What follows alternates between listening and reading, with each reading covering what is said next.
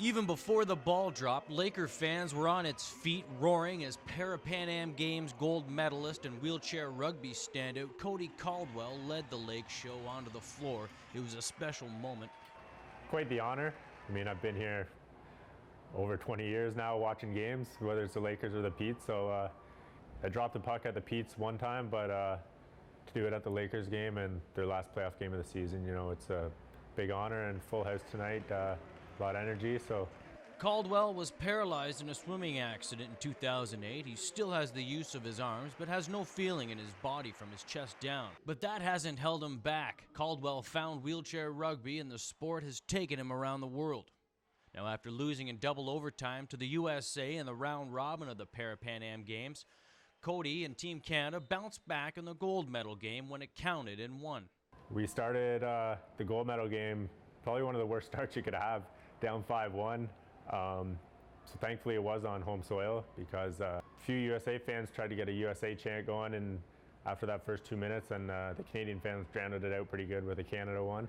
It's still sinking in for Caldwell, and with the victory, his team also qualified for the Paralympics next year in Rio, Brazil. Busy training and that, we've had a week of downtime, so the gold medal and then what it actually means is starting to sink in.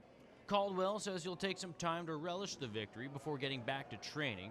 Jesse Thomas, Checks Newswatch, Peterborough. I thought I was in trouble. I thought they were going to call the police on me right away because I'm holding a fraudulent document. Ray Schmiel is a private contractor working mostly in construction work.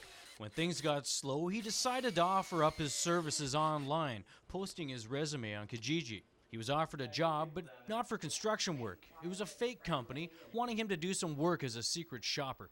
I went for it. I'm looking to make extra money, so they sent me a check in the mail. It was for $3,220.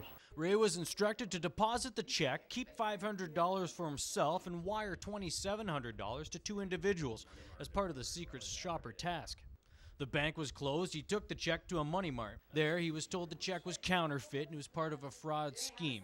He admits he lost some sleep that night thinking about the money he could have lost. If a little old lady had a few $1,000s in the bank, she would jump right on this and go for it. And a week later, the check would come back and she'd be out $3,000. Ray says he reported the matter to police and he'll think twice about taking jobs online. I didn't lose any money, so that, I mean, for me, that's lucky. I just hope nobody else does. Jesse Thomas, Checks Newswatch, Peterborough. At last count, there are more than 35 million Canadians, and over 18 million of them are on Facebook. Social media has a massive influence on our daily lives, and with the 42nd federal election just around the corner, candidates are putting more efforts into their online presence with sites like Facebook and Twitter to engage voters and turn them on to their party. And if you ignore the social media, you're ignoring especially a lot of young people. And one of the things that we need to engage in our elections are young people. Myself, I'm like a pinball. I'm running around, so I don't have a lot of time to sit on my computer. I'm out talking to people the old-fashioned way. My phone's in my pocket at all times, and I'm either responding to texts, responding to LinkedIn messages, Facebook. I mean, you're trying to stay on top of that. And it's the thing I think is nice is it's a raw to the candidate. You know, it's something that we manage directly, and it's, you know, right to the candidate directly from whatever the constituents thing is. Exactly the same thing as when I go to a door.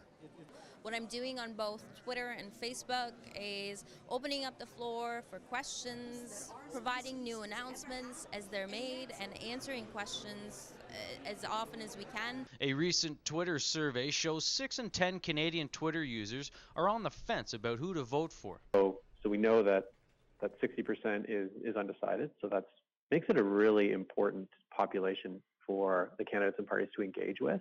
And then another interesting stat out of there was that 86% of those same Twitter users in Canada say that they intend to vote. So it's a very engaged audience as well. In 2011, voter turnout was just 61%, but the hope is with the increase in likes and follows, this will lead to more people heading to the polling stations on October 19th. Jesse Thomas, Checks Newswatch, Peterborough.